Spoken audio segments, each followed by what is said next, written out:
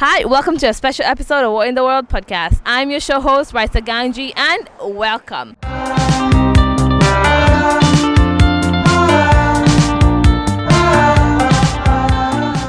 So today is the 16th of September, which is World Cleanup Day. And for World Cleanup Day, we are going to be volunteering at a beach cleanup. This beach cleanup has been organized by a Tanzanian organization, Nipe Fagio, and they've been organizing beach cleanups all around Dar es Salaam for about 5 years. So today I'm going to be taking you to this beach cleanup that I've been doing every year. So let's go and join me.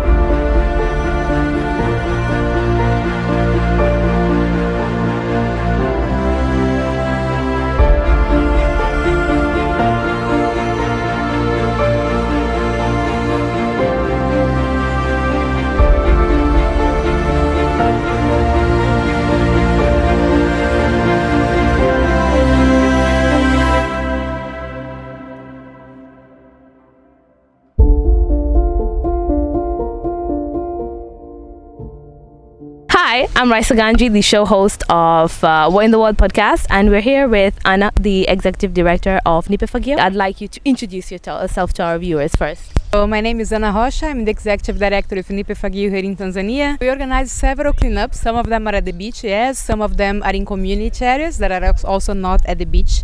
And we have been doing this for 5 years, since 2018.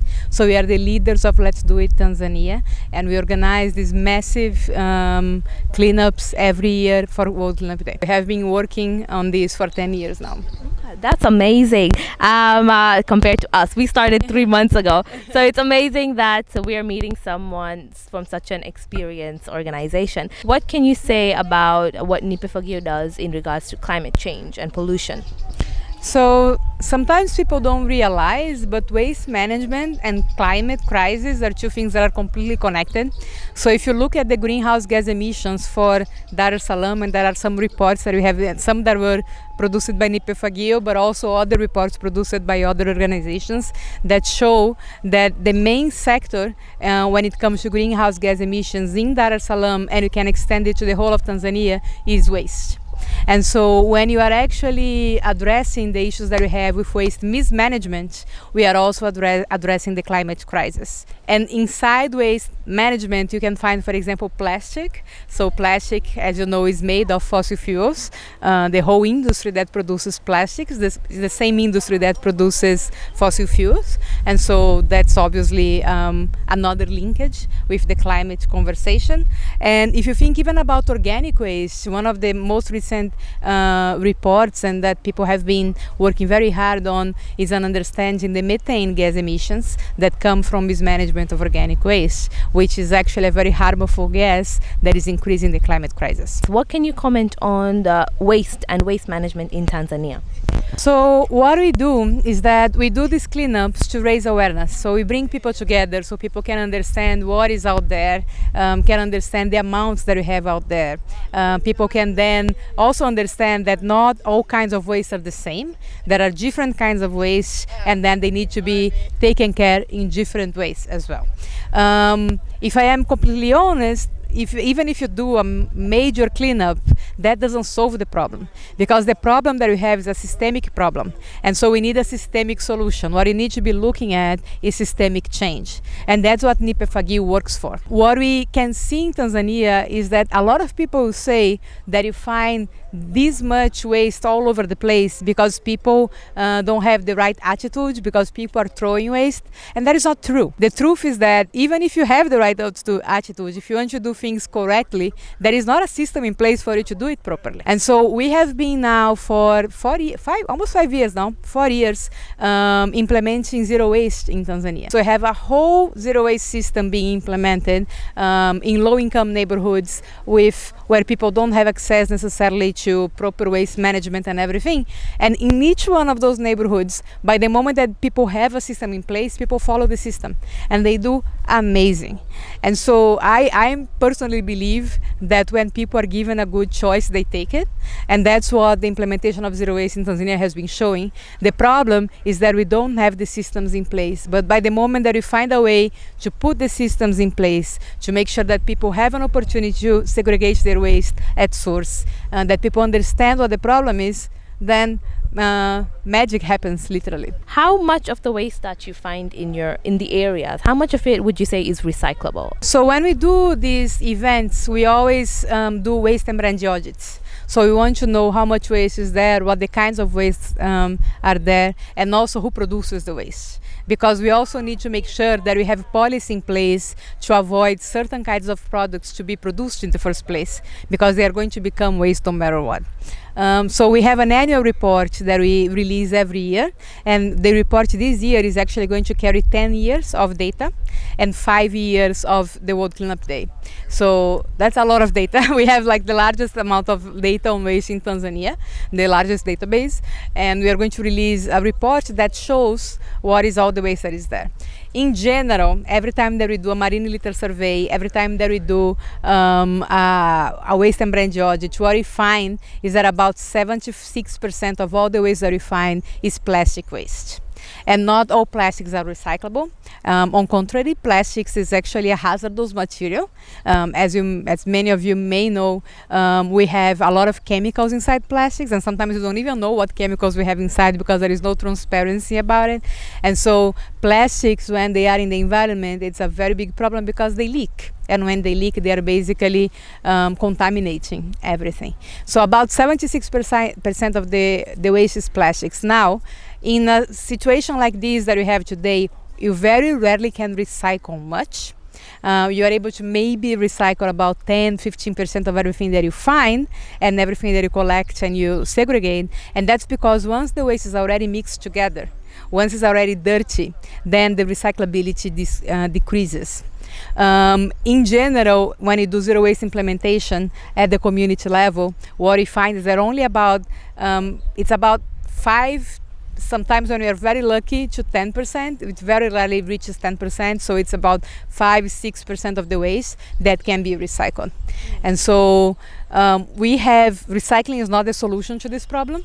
Recycling is just one portion of the whole picture, but the first thing that we need to do is make sure that we reduce the production of plastics, that we have systems in place like the zero waste system that has many advantages, and that we actually have policy in place to ensure that we only have in the country things that we can handle in the country.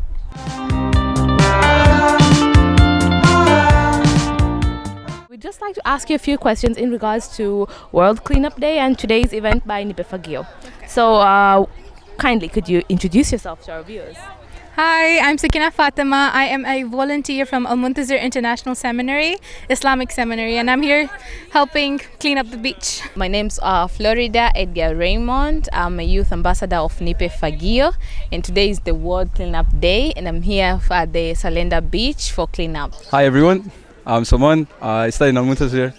Yeah, and I'm part of Legion's Club, and we've come here to help out in the beach cleanup. Hi, my name is Sonia Hart. I am a member of the Eco Avengers Club. I'm from Russia and the United States, but I just moved to the United States. I actually grew up here, so I started living here, and I'm coming back to finish school. Hi, my name is Julian. I'm one of the leaders of this service program. I'm from Spain, but I've been living here basically my whole life. What motivated you to come here and help clean the beach?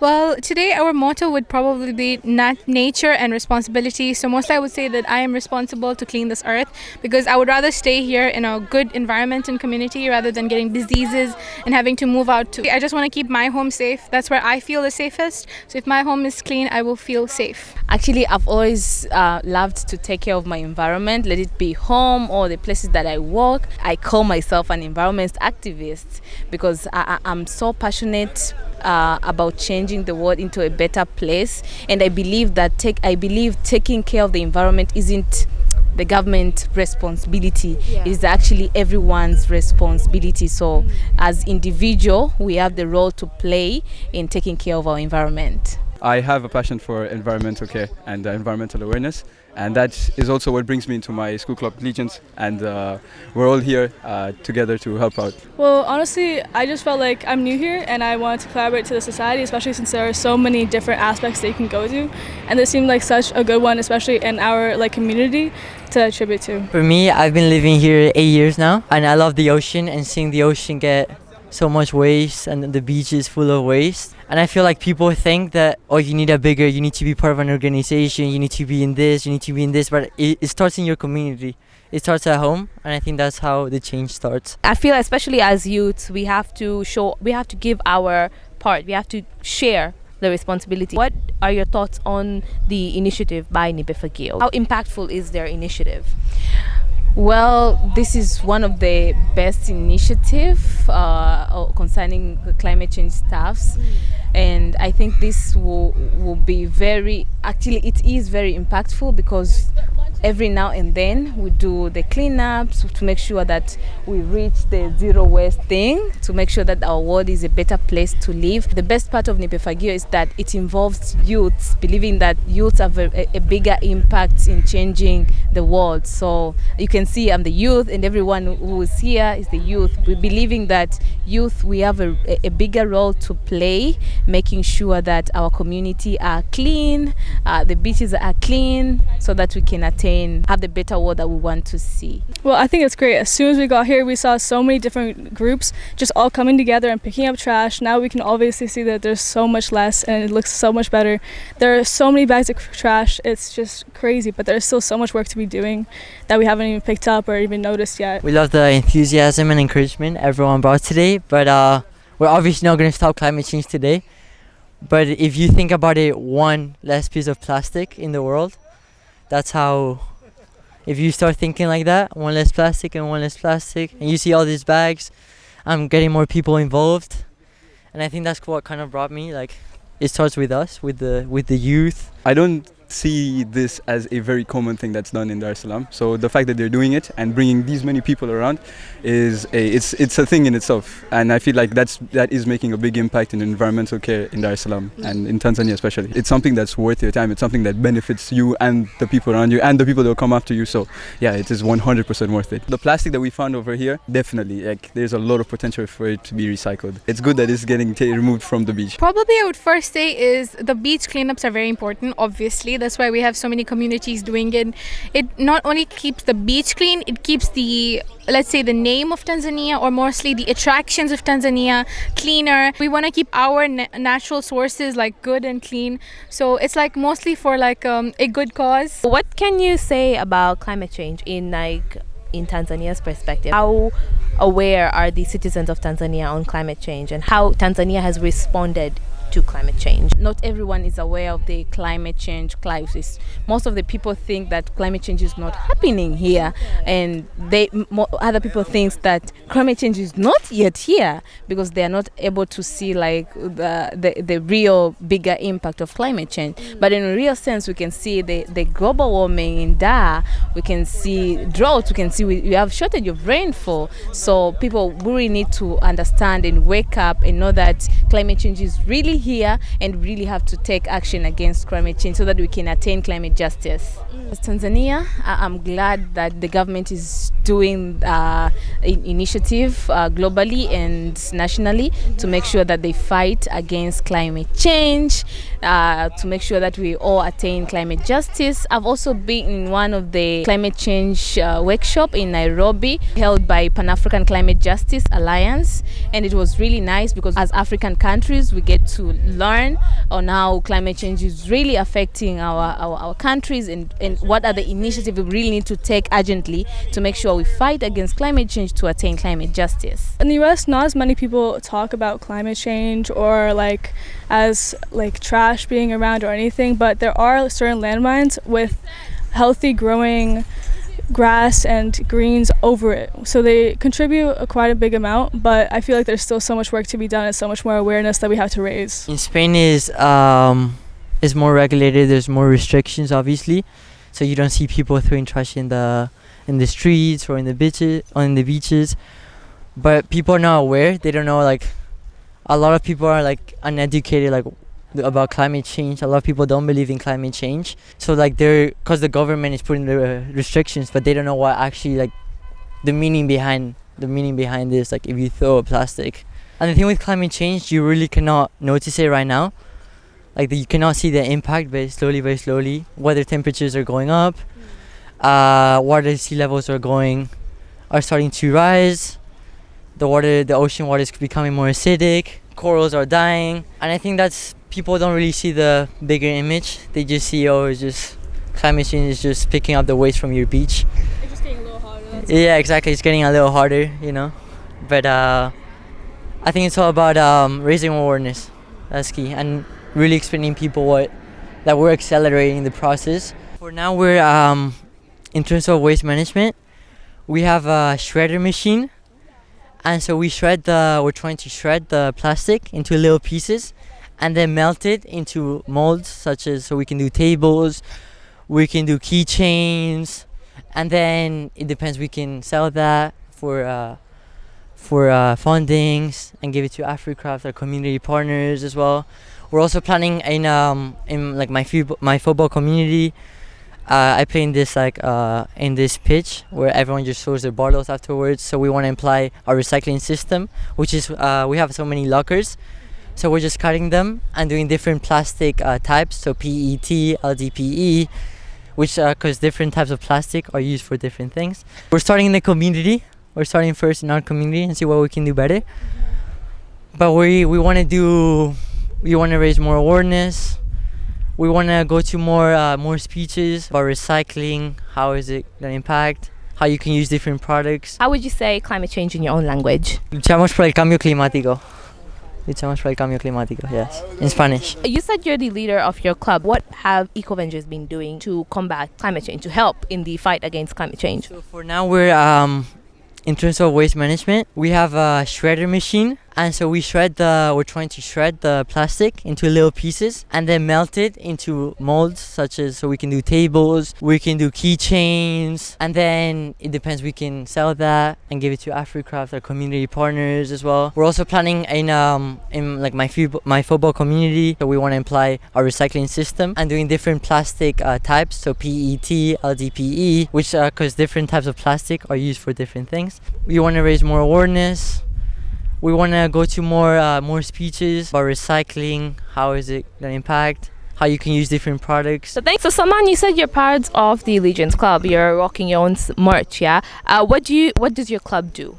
Our club takes part in anything humanitarian. Our motto is to inspire the youth, and basically we take part in once again anything humanitarian. So environmental needs, we visit orphanages, we visit the special needs and help them.